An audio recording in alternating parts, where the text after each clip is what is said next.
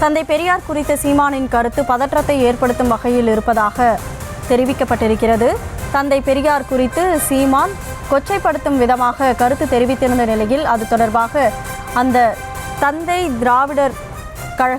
பெரியார் திராவிடர் கழகத்தின் சார்பில் பல்வேறு போராட்டங்கள் நடத்தப்பட்டிருந்தது. இன்றைக்கும் கூட ஈரோட்டிலும் இது தொடர்பாக திராவிடர் தமிழர் கட்சியைச் சேர்ந்தவர்கள் போராட்டம் நடத்தி கைது செய்யப்பட்டிருந்தார்கள். இது தொடர்பாக தமிழகத்தின் பல்வேறு பகுதிகளிலும் இருந்து நாம் தமிழர் கட்சியின் தலைமை ஒருங்கிணைப்பாளர் சீமான் மீது 60 வழக்குகள் பதிவு செய்யப்பட்டிருக்கின்றன. இந்த நிலையில் இது தொடர்பாக வழக்கானது பதிந்து நடவடிக்கை எடுக்க உத்தரவிடக் கோரி வழக்கானது பதிவு செய்யப்பட்டிருந்தது. இது தொடர்பான வழக்கு தொடர்பான முழு விவரங்களோடு செய்தியாளர் நாகேந்திரன் இணைப்பில் இருக்கிறார். நாகேந்திரன், இந்த வழக்கு தொடர்பான முழு விவரங்களை பதிவு செய்யலாம். வணக்கம் கனிமொழி. நாம் தமிழர் கட்சியின் ஒருங்கிணைப்பாளர் சீமான் மீது வழக்கு பதிந்து நடவடிக்கை எடுக்க உத்தரவிடக் கோரி உயர்நீதிமன்ற மதுரை அமர்வில் மனு தாக்கல் செய்யப்பட்டிருந்தது. அந்த மனு மீதான விசாரணையில் நீதிபதி சில முக்கியமான கருத்துக்களை தெரிவித்திருக்கிறார். அது என்னவென்று பார்த்தோமென்றால், தந்தை பெரியார் பற்றி சீமான் கூறும் கருத்துக்கள் சமூகத்தில் பதற்றத்தை உருவாக்கக்கூடிய வகையில் உள்ளது எனவும், சீமான் மீது கொடுக்கப்பட்டுள்ள புகார்கள் அடிப்படையில் விரைந்து நடவடிக்கை எடுக்கவும் உயர்நீதிமன்ற மதுரை கிளை நீதிபதி உத்தரவை பிறப்பித்துள்ளார். மேலும் எடுக்கப்பட்ட நடவடிக்கைகள் குறித்து 20ஆம் தேதி அறிக்கை தாக்கல் செய்ய மதுரை அண்ணாநகர் காவல் நிலையத்திற்கும் உயர்நீதிமன்ற மதுரை கிளை நீதிபதி இந்த உத்தரவை பிறப்பித்திருக்கிறார்.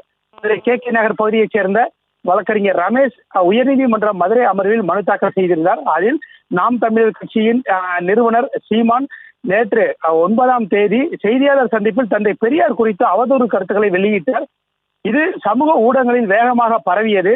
சமூக நீதிக்காகவும் தாழ்த்தப்பட்டோரின் முன்னேற்றத்திற்காகவும் பெண்கள் முன்னேற்றத்திற்காகவும் பெண்கள் கல்வி அறிவியல் முன்னேற்றத்திற்காகவும் பெரும் பாடுபட்டவர் தந்தை பெரியார். ஆனால் பெண்கள் மத்தியில் தந்தை பெரியார் குறித்து தவறான கருத்துக்களை திணிக்கும் வகையில் தொடர்ந்து பேசி வருகிறார்.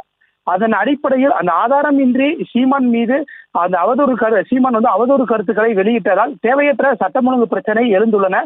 ஆகவே சீமான் மீது வழக்கு பதிவு செய்ய கோரி மதுரை அண்ணாநகர் காவல் நிலையத்தில் புகார் அளித்தும் வழக்கு பதிவு செய்யப்படவில்லை.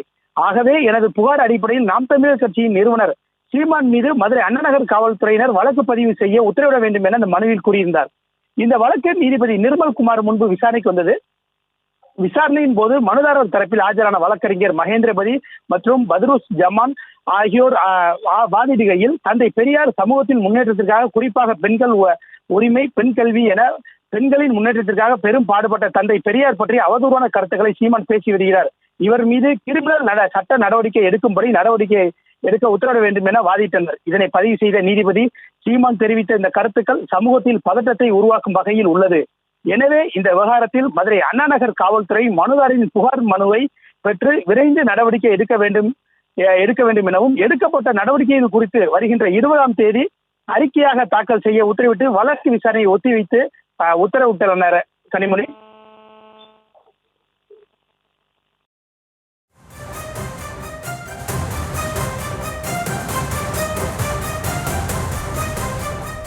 வழக்கு தொடர்பான விவரங்களை வழங்கியதற்கு நன்றி நாகேந்திரன்.